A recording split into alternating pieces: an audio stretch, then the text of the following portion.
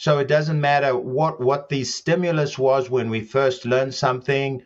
Who knows how we got to that movement? Mm-hmm. And so a habituated movement is a really comfortable place. It could be a terrible movement, but it's well learned and it's well habituated. All right. And so when you introduce that concept and people try and cognitively intervene with a movement and they make a micro adjustment, it feels absolutely awful. Habit is your best friend or your worst enemy. And when I think about you can't trust what you feel, we're referring to those bad habits. You're so used to them.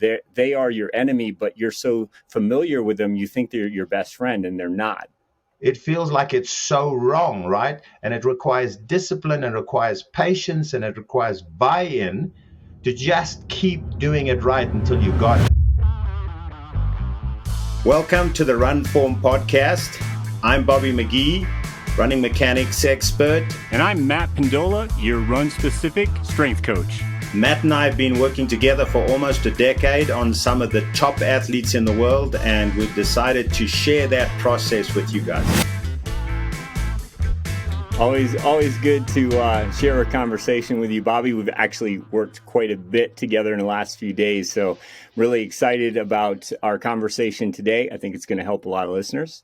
Yeah, it brings us to a subject that we've been wanting to talk about for a while, and it's what do we do when we get together at camps? What are the challenges at camps, and mostly what are the values of working at camps? So, other than the two of us having a really fun time and being as present as we can possibly be, because I come back from those camps thinking, okay, I'm energized, but then 2 days later I fall apart because I'm so exhausted from the intensity and the duration of what we worked on. So I think it's a great idea this week that we just go through a couple of those simple points where people can look at what would be the value of attending, one of these accelerated opportunities where you work together. This camp happened to be with elite triathletes, but pretty soon we're going to be working with age group triathletes at the fantasy camp down in Chula Vista.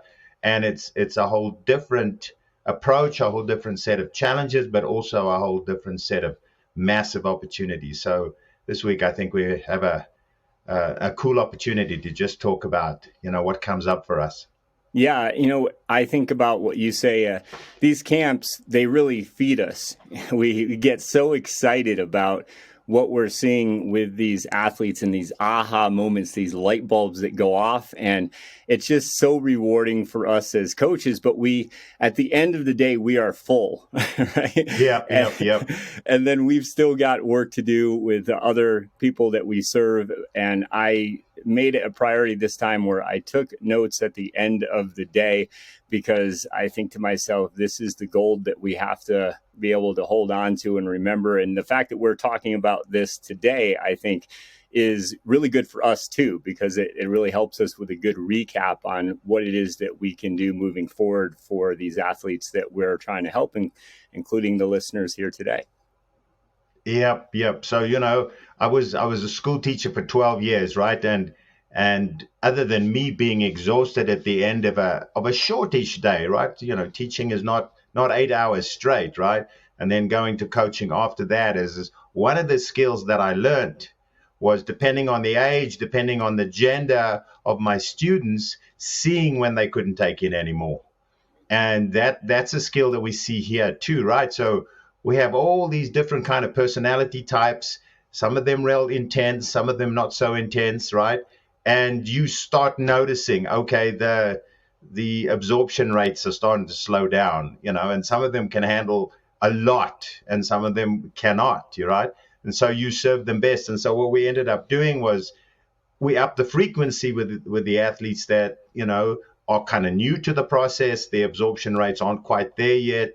And then we see them again in the evening, and then, then they come to us and say, can I see you again tomorrow morning just for 15 minutes, So it's so organic when you go with that and I think the catalyst is, and I'd like you to say more about this, but I think the catalyst is that hands-on concept, right?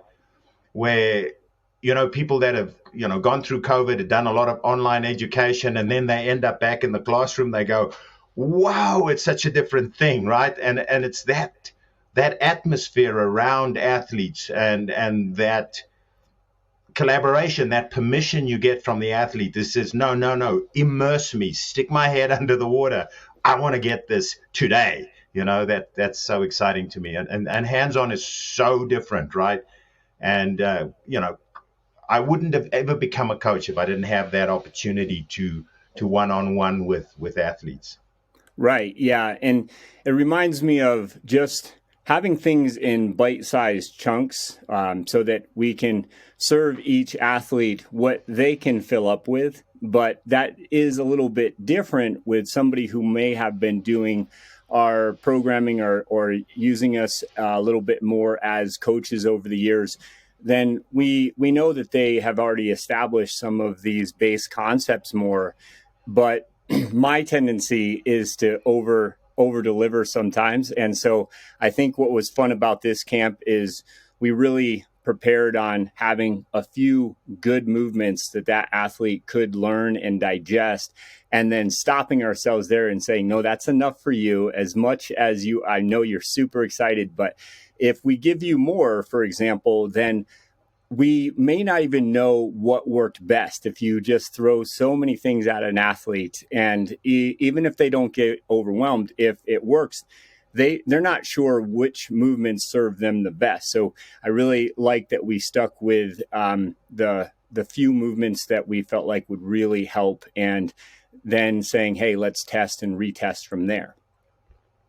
Yeah, I'm challenged by knowing myself as well, right? I've been privileged with work with the USOPC to learn about the tools that are available, like DISC, to analyze athletes' communication styles and how they learn best and so on. But also at the same time to be acutely aware of what my communication style is. And I'm the coach, so I have to give way and pay attention to the athlete's style. Otherwise, they don't get what I'm so, intensely excited about passing over.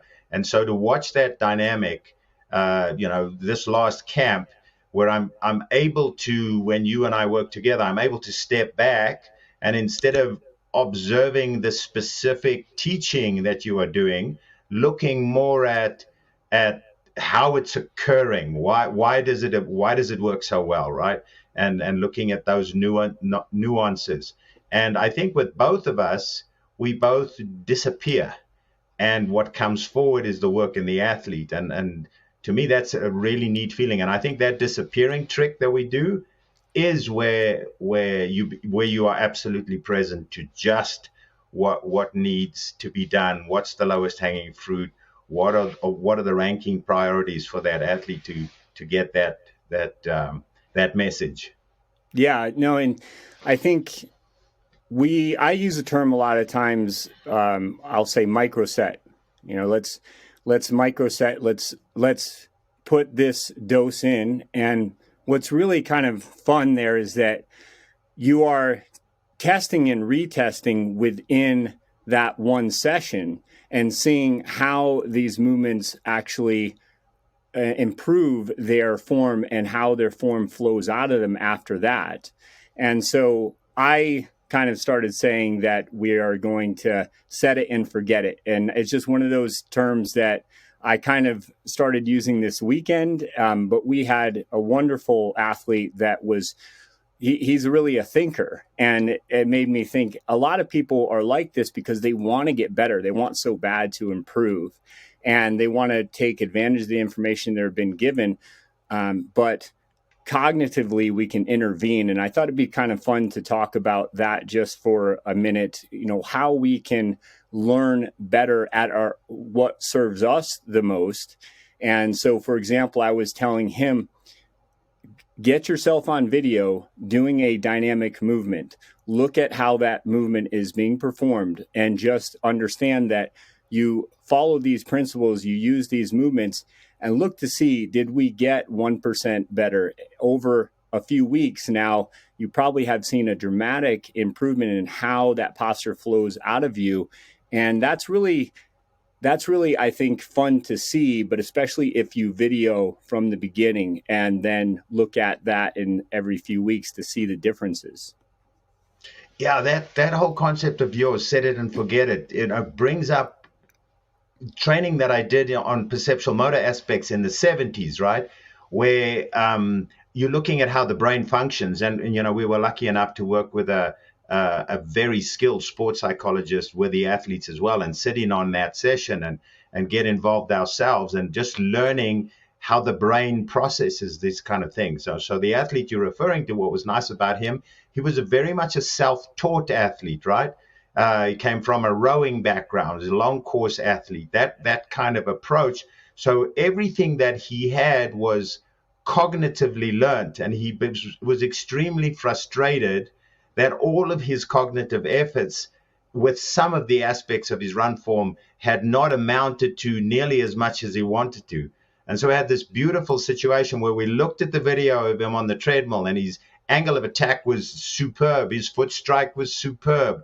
Everything was working well. He had a great kinetic chain going. He wasn't disconnected. He wasn't popping his chest, but the whole damn thing was going so slowly, right? And his ground contact time was awful and stuff like that. And just watching those moments come off. And that's, to me, what struck me at the camp was that every single one of those athletes, some of them we've worked with a lot, some of them we met for the first time, right? But every single one of them had a different highest priority to work on. And that was what so was refreshing, right? You come there, you have your preset ideas, you say, all right, I think I can help this athlete, right? And then the next thing you know is nope, we got to go here.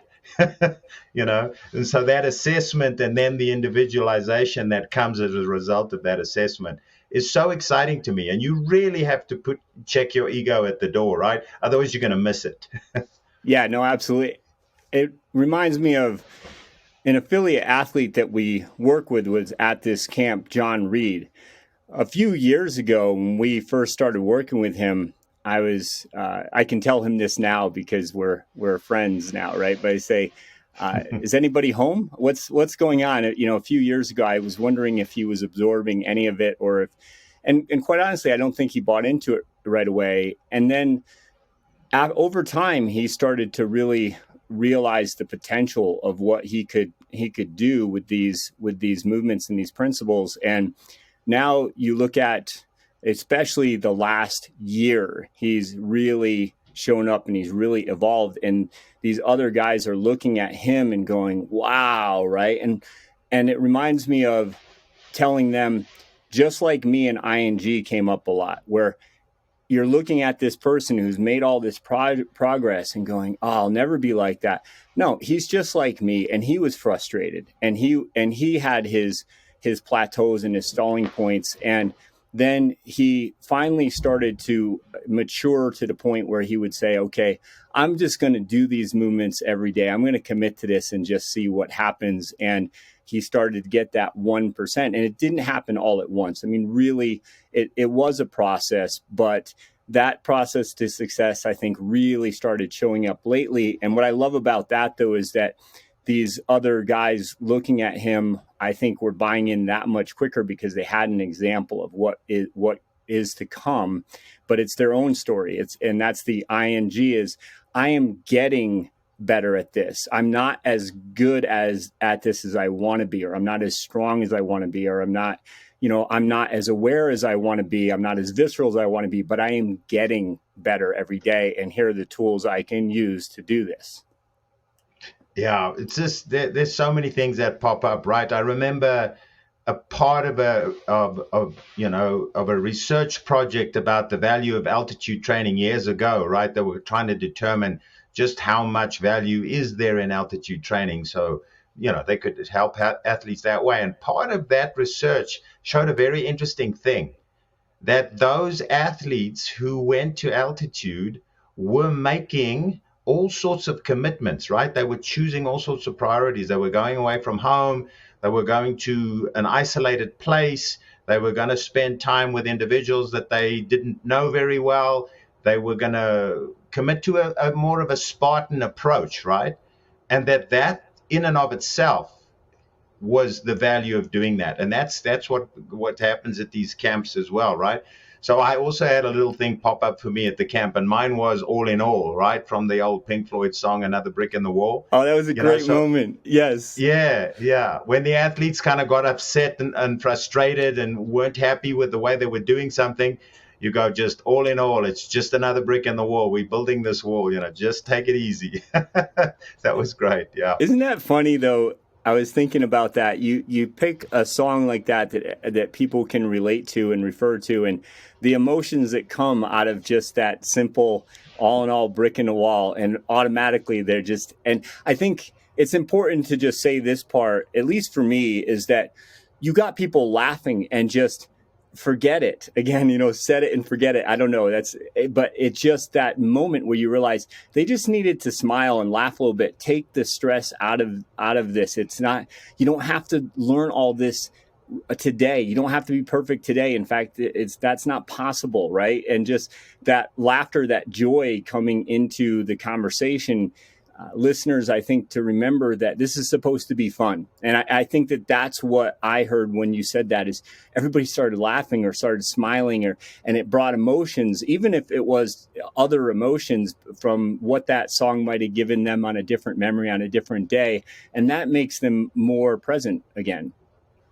Yeah. And the way the head coach set up the camp was great too, right? So there was, instead of trying to get too many things on the agenda, we kept coming around to the same thing. So we do DMDs 3 times in 3 days. Awesome. So we've got that opportunity to reinforce stuff. And so one of your keys with a movement is to imagine you've got a lemon under each arm and you have to squeeze the lemons. Yeah. And all the kids laughed, and we went, why are they laughing? And it comes out that we're near Mount Lemmon, right? And the saying had come up, unbeknownst to you and me, that when they do go and ride Mount Lemmon is squeeze the lemon today, So, there's like little fun stuff that when the group gets together, it's the shared struggle, right? Which makes it so much better. So when you're at a camp, a lot of athletes are training on their own, and they think that their challenges are unique, and they are in isolation. And when they come to a camp, they see somebody else who's a little less effective than they are at something, or a little bit more effective, but not way off there, so they realize, oh, you know what? I'm on the right pathway. Yeah, absolutely. And, when you talk about these athletes, it was raining out. They were out biking. We had them running in the morning, doing some specific work for an upcoming race. But I think about the opportunities that you get to learn. And when it was cold and it was quite tough, I think, difficult on the bike.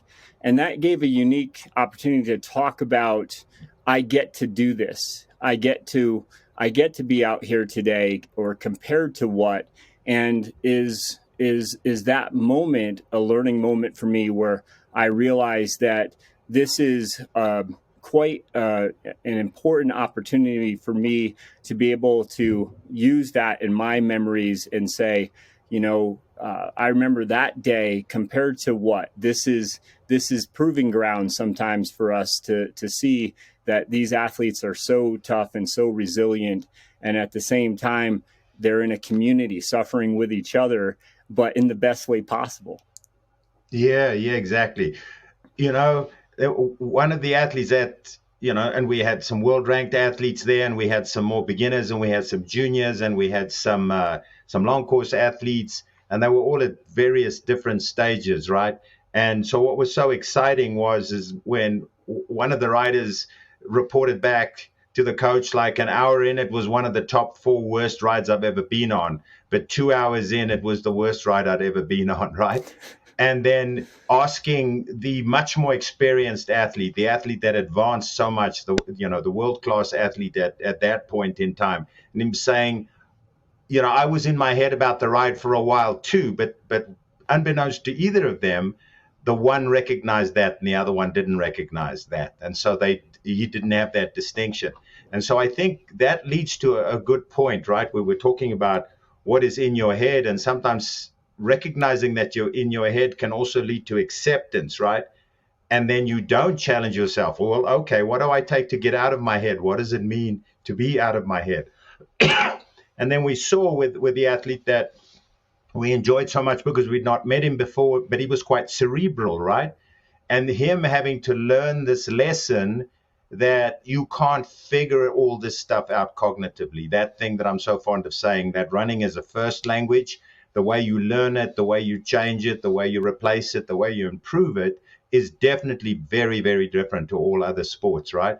And so you have to reverse engineer things and put your hand in the way or put a band in the way so that they automatically respond to that, and you slowly get them out of the cognitive and they start to feel that movement. As you like to say, they start to go visceral on it, right? And they relax into it. Yeah, and I think talking about they and community, we had a discussion last week about compact positions with runners and why we need that. And to give, I think, an example, I said last week that we were going to find that in the dead bug that people were going to lose that position, and I doubt that anybody will pass that test. Right? I was right in the sense that anybody newer to these movements were not able to pass that test.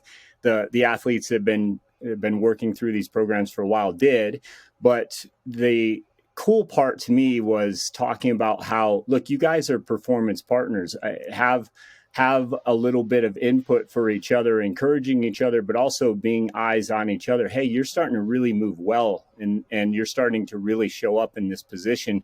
And I think that goes such a long way. So that sense of community, I think that listeners wondering how they can improve, one of the best things I think can be done is you go through something like this together, where you do your DMDs together, and you watch how each other are moving, and you give each other some suggestions and encouragement. And I think that also takes stress off of your own shoulders, because you're serving somebody else and they're serving you.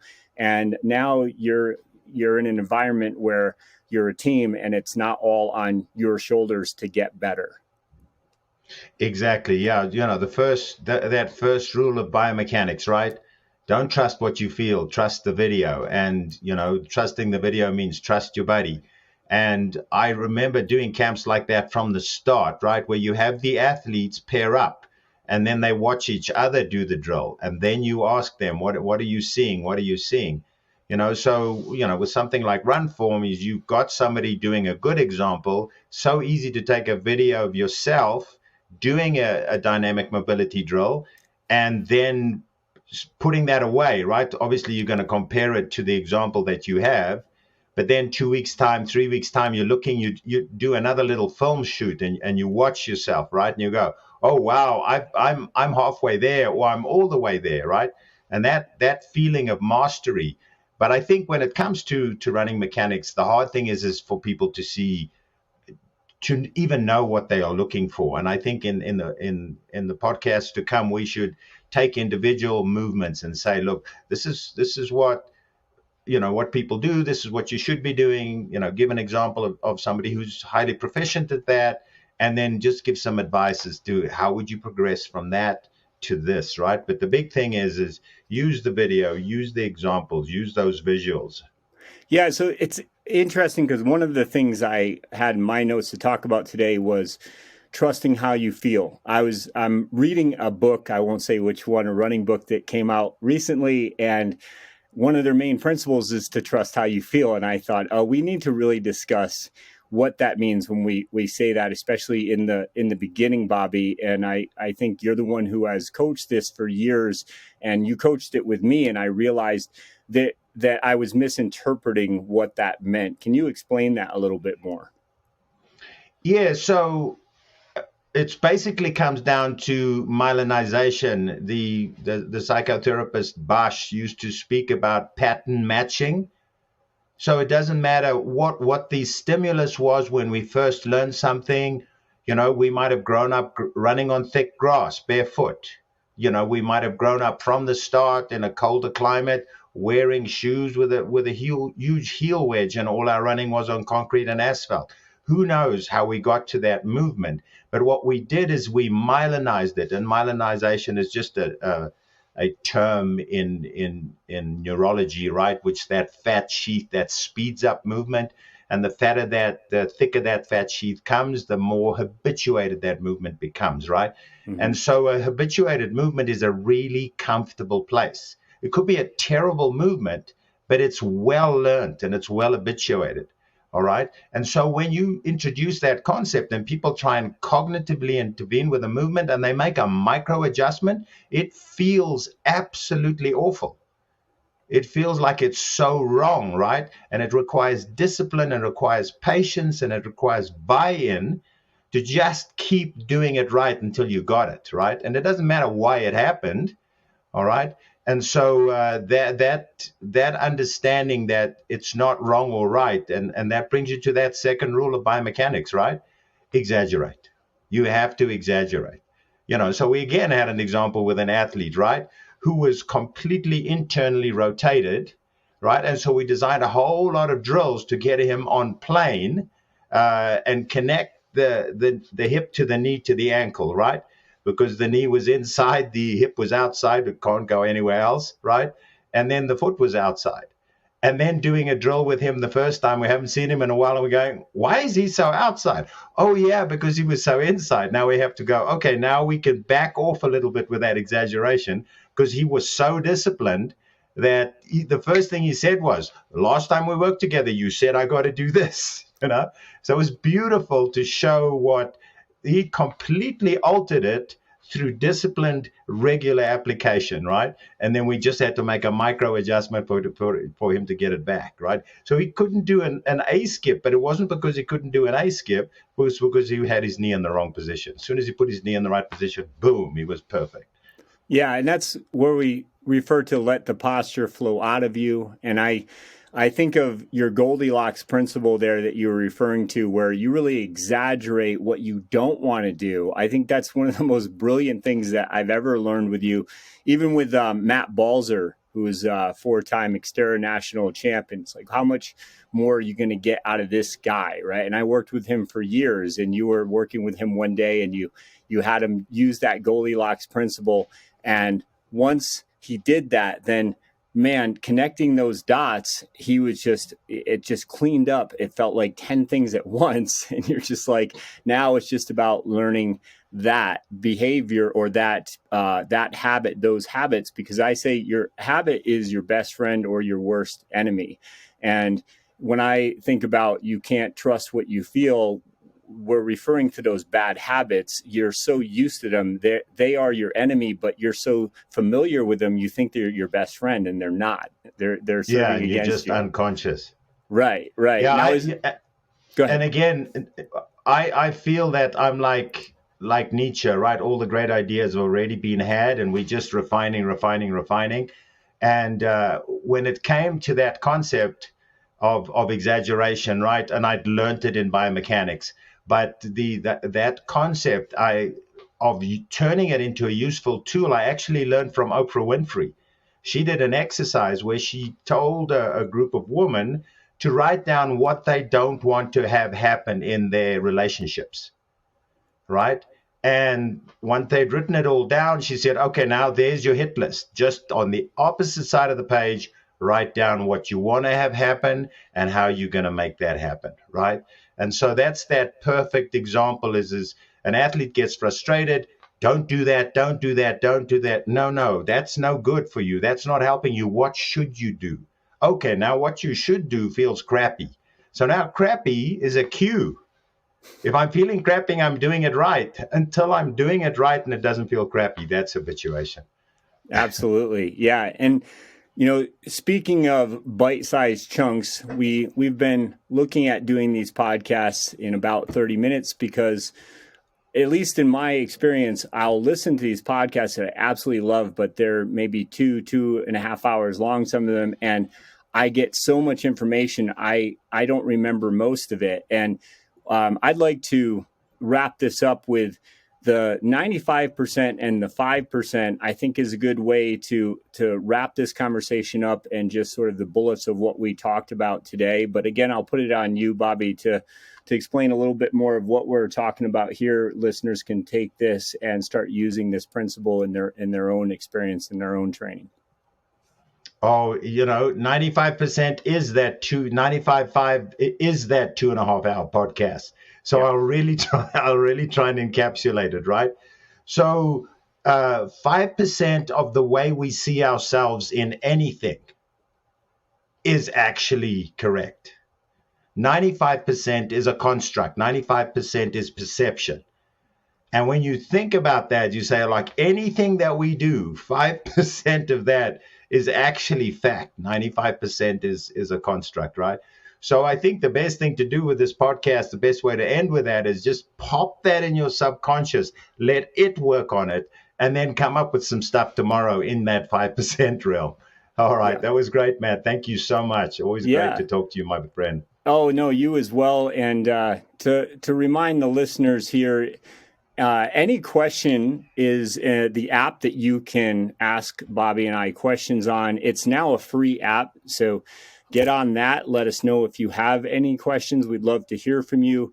And just, I think that 95.5% is a perfect way to recap this. I was talking with the athletes afterwards because that was a big aha moment for them.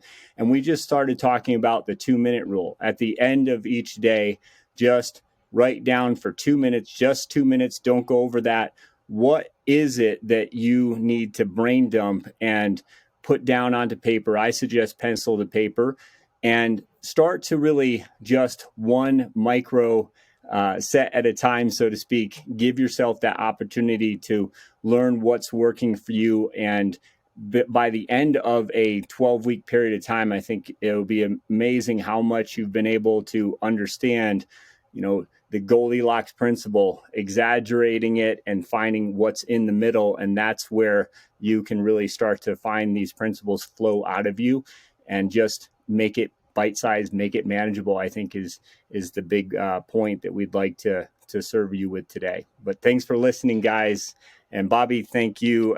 It's my life's honor to work with you. And this weekend reminded me of how fortunate I am to be a part of this equation with you. So thanks so much. We're doing good work, and I'm excited about the future. Thanks, Matt. Take care.